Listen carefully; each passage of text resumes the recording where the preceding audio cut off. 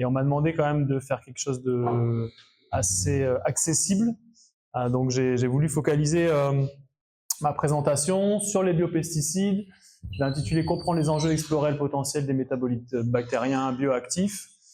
Et pour la vidéo, pour ceux qui ne me connaissent pas, donc moi je suis François Coude, je suis enseignant à Polytech Lille et je fais ma recherche à l'UMRT Bioéco-Agro.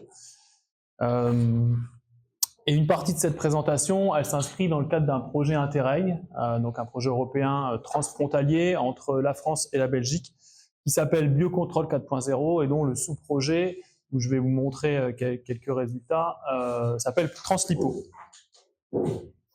Alors d'abord, avant de parler de biopesticides, je voudrais qu'on parle de la notion de biocontrôle et la place des biopesticides dans ce qu'on appelle le biocontrôle. Donc le biocontrôle, un produit de biocontrôle, il n'est pas vraiment défini au niveau européen, mais c'est quelque chose qu'on entend beaucoup au niveau français et qui a été repris dans la loi d'avenir agricole du Code rural, donc en 2014, qui correspond en fait aux agents et produits utilisant des mécanismes naturels dans le cadre de la lutte intégrée contre les ennemis des cultures. Et on va retrouver plusieurs catégories, donc des macro-organismes, insectes, acariens, nématodes. Ils ne sont pas considérés comme des produits phytosanitaires, les macro-organismes, et ils n'ont pas forcément besoin d'avoir une autorisation de mise sur le marché délivrée par les autorités. Les micro-organismes, on va beaucoup en parler aujourd'hui. On va retrouver les bactéries, les champignons ou les virus. Ça, c'est considéré comme un produit phytosanitaire et ça demande une autorisation de mise sur le marché. Les médiateurs chimiques, donc phéromones, allomones, idem, produits phytosanitaires. Et enfin, les substances naturelles, qu'elles soient d'origine végétale, animale, minérale, mais surtout pas synthétiques et pas issues de la synthèse chimique, aussi soumis à une autorisation de mise sur le marché. Les biopesticides se positionnent principalement dans la catégorie des micro-organismes et aussi un petit peu dans la catégorie des substances naturelles. Alors, qu'est-ce qu'un biopesticide? Ça, c'est très défini à la fois en Europe et puis aussi aux US. Ce sont des agents de protection des cultures dérivés de sources naturelles, donc micro-organismes, plantes, minéraux, qui exploitent des mécanismes biologiques pour lutter contre les bioagresseurs, tout en minimisant l'impact sur l'environnement. Ils sont tous classés produits phytopharmaceutiques selon le nouveau règlement, le règlement qui a été mis en place en 2009 par la Commission européenne. On va avoir les biopesticides microbiens, je vous ai déjà parlé tout à l'heure, bactéries, champignons, virus. Les deux plus connus, ce sont des souches de bacillus et des souches de trichoderma. On va avoir des biopesticides dits biochimiques, donc substances naturelles, qu'elles soient d'origine végétale, microbienne ou animale, un extrait de thym par exemple, ou un extrait de fleur, ici la pyréthrine, qui est utilisée comme insecticide.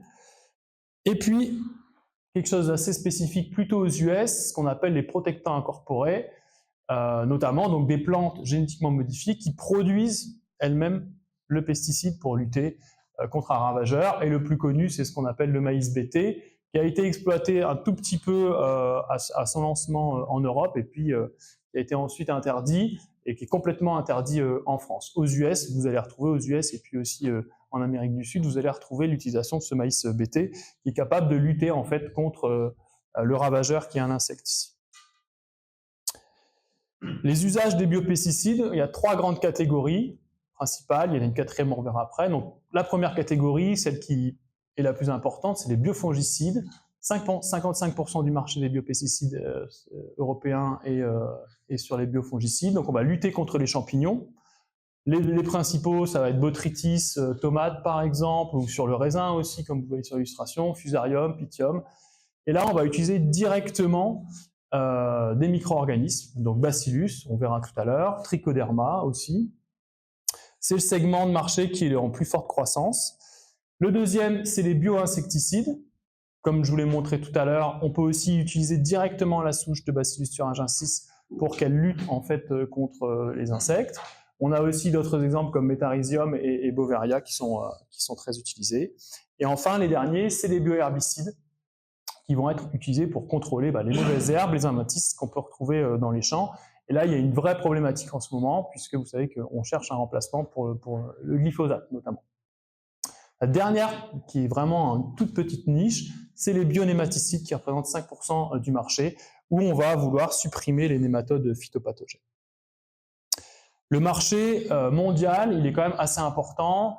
Il a représenté 8 milliards de dollars en 2024 et les projections de croissance sont très importantes puisqu'on a 13% de croissance avec 11 milliards en 2029 et on va frôler les 20 milliards en 2034.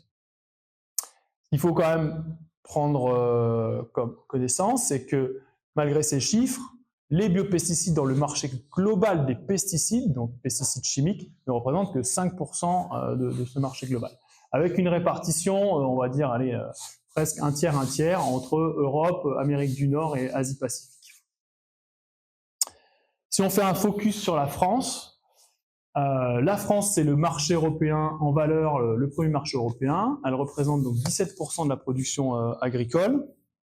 Et si on s'intéresse à l'utilisation des pesticides en France, c'est entre 65 000 et 80 000 tonnes de pesticides, je parle bien de pesticides total, pas biopesticides, qui sont utilisés par an en France, avec 50% sont plutôt des biofongicides. L'objectif en France, depuis le premier plan Ecophyto qui était en 2017-2018, c'était la réduction de 50% des pesticides chimiques. Ça me fait une transition donc sur les enjeux sanitaires et réglementaires. Pourquoi en fait les biopesticides sont une réponse nécessaire?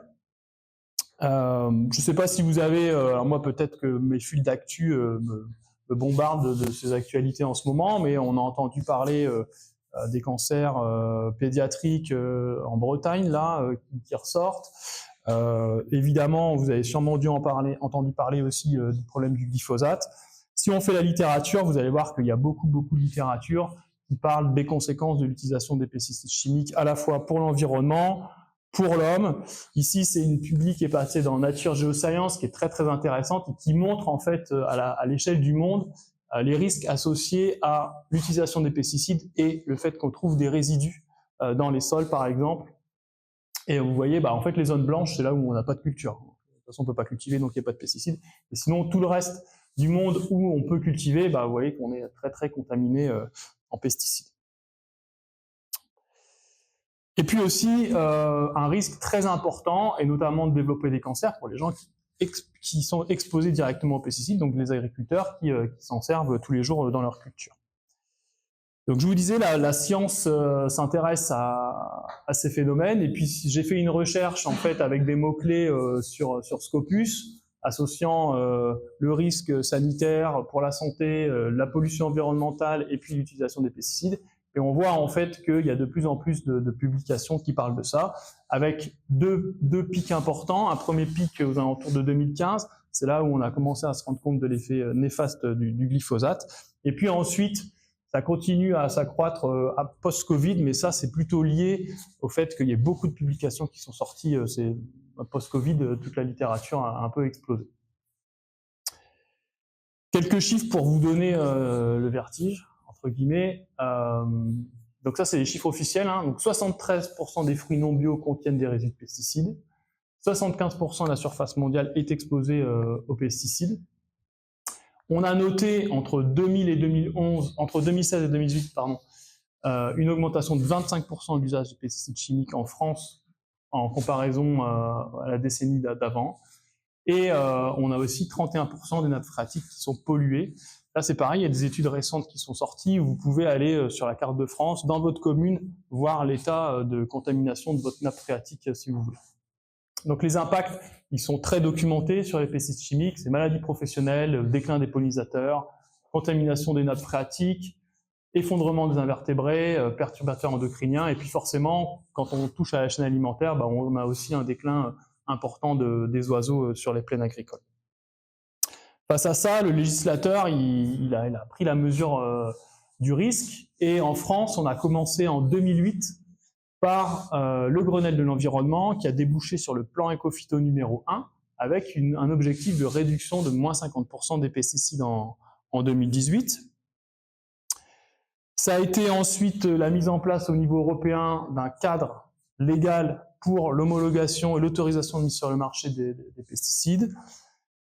Puis la Commission européenne a intégré ça dans ce qu'ils appellent le Green Deal, donc le pacte vert pour l'Europe. avec notamment tout le pendant qui s'appelle Farm to Fork, avec un objectif aussi de moins 50% des pesticides et de l'augmentation des surfaces d'agriculture biologique d'ici 2030 de l'ordre de 25%. Et la France a revu donc son plan Ecophyto, qui s'appelle maintenant Ecophyto 2030, avec quand même 250 millions d'euros investis chaque année. Et l'objectif, c'est de baisser de 50% le HR1. Le HR1 s'appelle le Harmonized Risk Indicator. C'est un indicateur qui est développé à l'échelle européenne pour jauger en fait les efforts de réduction en termes de quantité de pesticides, en comparaison à une période qui est la période 2010-2013, il me semble.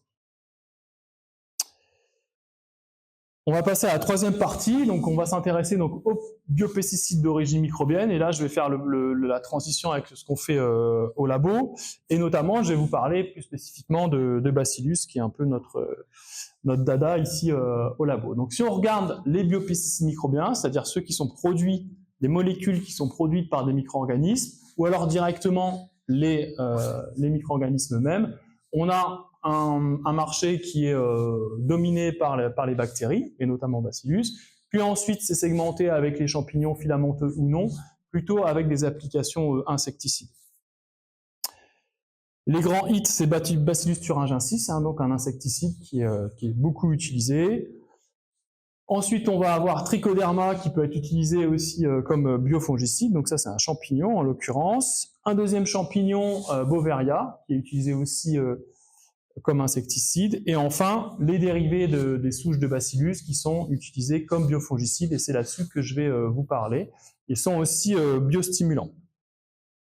Alors Bacillus, je l'ai appelé le champion du monde de la production de métabolites. C'est une bactérie qui est gram-positif, qui est sporulente, tellurique, et ce qui est intéressant, c'est que 4 à 5% de son génome est dédié à la production de molécules bioactives. C'est une espèce qui est très très caractérisée, donc son génome est séquencé depuis la fin des années 90, début des années 2000, donc on sait très bien ce qu'elle produit, et parmi ce genre, on va avoir beaucoup d'espèces, donc Subtilis, Amylolichephaciens, Pumilus, Belizensis, Diciniformis, et puis aussi Thuringiensis, que j'ai mis entre parenthèses parce que c'est plutôt pour l'application insecticide. Et enfin, ces bactéries, elles sont aussi reconnues comme PGPR, c'est-à-dire Plant Growth Promoting Rhizobacteria, c'est-à-dire que quand elles sont, quand on les pulvérise sur les racines ou sur les plantes et qu'ensuite elles vont dans le sol, elles sont capables de favoriser la croissance des plantes, en plus d'avoir une action potentiellement directe contre un pathogène. On va regarder maintenant les différentes familles qu'elles peuvent produire. Nous, les familles qui nous intéressent ici au laboratoire et dans le projet Translipo, c'est les trois premières, surfactine, iturine et fungicine, c'est ce qu'on appelle des lipopeptides. On verra la structure tout à l'heure. C'est des molécules qui sont capables d'interagir avec les membranes biologiques, et notamment, c'est ce qui va faire leur action contre des champignons.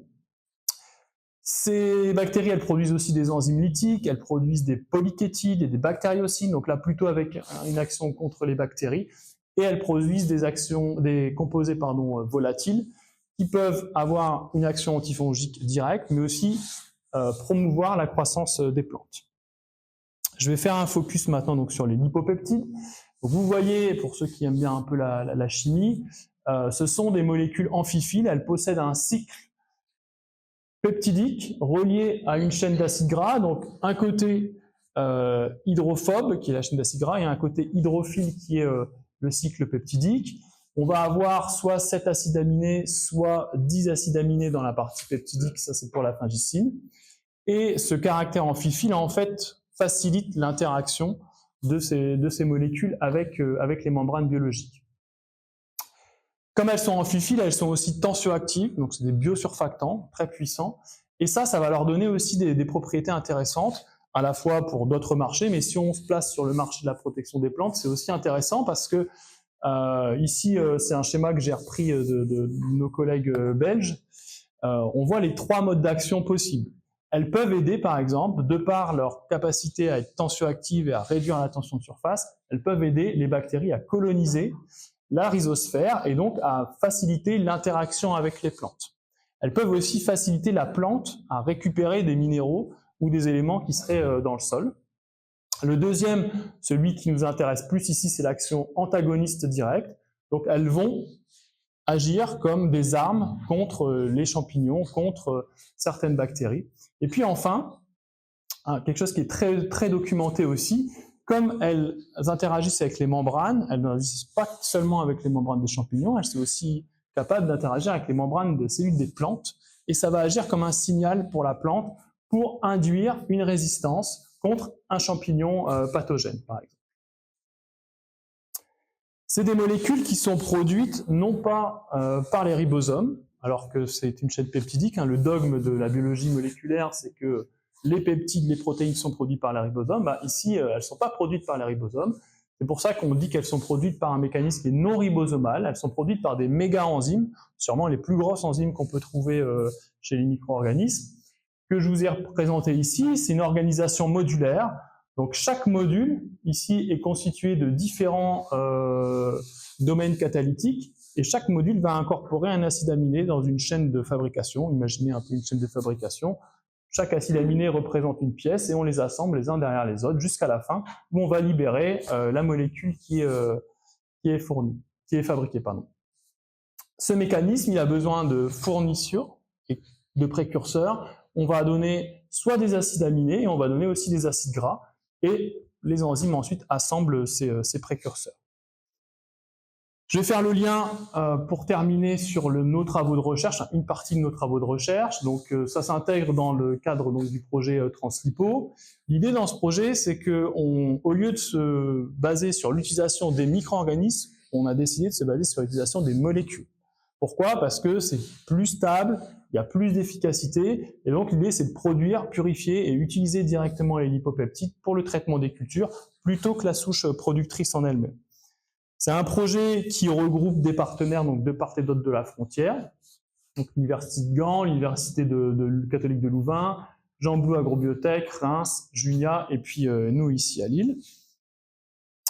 Et alors il y a quelques années, on avait un précédent projet, Interreg aussi, où on a démontré en fait à l'échelle du laboratoire, mais aussi un peu à l'échelle de la serre, que ces molécules avaient une efficacité contre tout un tas de pathosystèmes. Donc voilà, si on fait contre la laitue, sur la laitue par exemple, les pommes, le blé, les tomates, le maïs, le raisin, les poireaux, j'en passe. Mais avant de pouvoir prendre votre cagette et de mettre tous ces fruits et légumes qui auraient été traités par ces molécules biologiques, il faut quand même pouvoir les mettre sur le marché, donc les homologuer, et puis aussi il faut pouvoir atteindre un prix compétitif par rapport aux pesticides chimiques. Si on propose une solution alternative à l'agriculteur, lui il est preneur, mais il ne faut pas que ça lui coûte 2 fois plus cher parce que sinon ça ne marchera pas. Et donc un des leviers importants sur lesquels on doit travailler, c'est le prix de production et donc la productivité de la souche. Il faut aussi que ça soit aussi efficace que la molécule chimique. Donc ça, c'est aussi un gros défi. Et puis aussi, il y a une question de toxicité. Finalement, ces molécules-là, comme elles sont actives contre des cellules de plantes, contre des cellules de champignons, elles interagissent aussi avec des cellules de plantes. Qu'en est-il sur des cellules humaines, par exemple? Est-ce qu'elles ont une certaine toxicité? Le levier dont je vais vous parler, c'est comment on peut optimiser la production de ces molécules. Il y a 3 possibilités.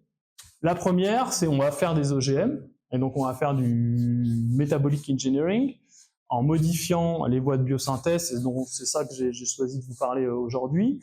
On peut aussi faire une 3e voie où on va sélectionner des souches avec une méthode un peu plus classique, où on fait de la mutagénèse aléatoire. Il n'est pas considéré comme de faire des OGM, mais on stresse en fait les cellules et on voit celles qui sont capables de produire de plus en plus. Et puis enfin, la 3e méthode sur laquelle on travaille beaucoup aussi, c'est à partir de cellules qui ne sont pas OGM, comment je peux jouer sur les conditions de culture pour orienter, optimiser ma production dans les bioréacteurs. Je vais vous prendre un exemple de l'amicosubtiline, c'est un exemple qu'on a publié en 2022. J'ai choisi ça parce que les résultats du projet Translipo sont en cours, on les a pas publiés, etc. Donc ça peut être un peu embêtant de vous les présenter là tout de suite. Avant d'attaquer, si on regarde une cellule et un métabolisme d'une cellule, on a plusieurs endroits où on peut essayer d'optimiser la production. Et la première chose, c'est par exemple, on peut augmenter la fourniture en substrat. Donc ce substrat, il peut être simple, mais il peut être aussi complexe. On peut utiliser des coproduits, par exemple. On travaille aussi sur ces aspects-là. La deuxième chose, c'est comment le métabolisme, on est capable de lui fournir des précurseurs primaires. Comment on augmente ça? Comment on augmente ce flux? Pour augmenter ce flux, on va pouvoir jouer sur l'activité de l'enzyme. On va pouvoir aussi, par exemple, interrompre une voie métabolique qui, finalement, représente une perte en carbone ou en azote pour nous. On va pouvoir modifier la régulation génétique ou la régulation enzymatique en enlevant des voies de régulation. Et puis aussi, un élément important, c'est comment je joue avec les transporteurs qui font de l'import ou de l'export de ces molécules et ou des précurseurs, puisque la cellule va aussi chercher dans son milieu de culture des acides aminés, etc. Quand on regarde le métabolisme d'une cellule, c'est ça, en fait, le métabolisme d'une cellule, à peu près, ça ressemble un peu à une énorme carte de métro. On reconnaît ici, pour ceux qui connaissent un peu, la glycolyse, l'utilisation de la voie du carbone central, et puis ensuite le cycle de Krebs. Mais quand on voit ça, on se pose la question de par où commencer, où est-ce qu'on peut aller chercher le gène à réguler. Et donc, les questions qui se posent là, c'est tout d'abord, si on veut modéliser ça, et s'aider des outils de bioinformatique ou de l'IA, par exemple, pour faire des choix, quelle méthode de modélisation et quel langage de modélisation on peut utiliser. Et puis, comment on peut prédire et expliquer l'impact d'une activation ou d'une surexpression à un endroit de ce métabolisme. Et enfin, aussi, ce qui nous intéresse de plus en plus, c'est comment on peut adapter la souche à l'utilisation d'un substrat, comme de l'hémicellulose, par exemple. Donc, pour faire tout ça, parce que nous, on n'est pas informaticiens, mais on s'est rapproché de nos collègues de l'équipe biocomputing du laboratoire Crystal, qui maîtrisent ça parfaitement. Et avec eux, on a analysé, tout d'abord, sur base du génome, on a reconstruit des voies métaboliques de façon automatisée, mais aussi, il n'y a pas toutes les informations toujours sur les databases, donc on a aussi fait la littérature, notamment sur tout ce qui est régulation. Et puis, une fois qu'on avait ça, on a appliqué la programmation par contrainte et combiné à ce qu'on appelle de l'elementary flux analysis pour pouvoir avoir des prédictions dans ces voies métaboliques, soit de l'interruption de gènes, soit de la surexpression de gènes. Et donc, en fait, le solveur de contrainte vous donne ensuite un espace de solutions. Dans ces solutions, il faut aller tester au labo ce qui peut marcher. Alors, je reviens à mon cas sur la mycosubtiline. Là, sur la mycosubtiline, ce qui nous a intéressé de voir, c'est parmi toutes les formes de mycosubtiline, parce que ce que j'ai oublié de vous dire, c'est que la souche n'en produit pas qu'une, elle produit différentes isoformes. On s'est intéressé de savoir est-ce qu'il y avait une isoforme qui était plus active plutôt qu'une autre. Donc d'abord, on a produit en bioréacteur, on a purifié en chromato de préparatif la mycosubtiline, et puis ensuite, on l'a testé contre différents champignons pathogènes. Donc 2 phytopathogènes et un pathogène humain. Et on s'est rendu compte chez les phytopathogènes que c'était la forme antéiso-C17, donc ça c'est la forme de l'acide gras, l'isomérie et la longueur de l'acide gras. On s'est rendu compte que c'était la forme la plus active contre ces champignons.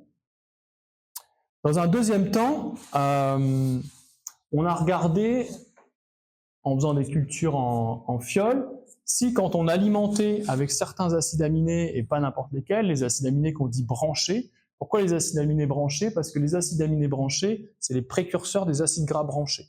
Et l'antéiso, par exemple, c'est un acide gras branché.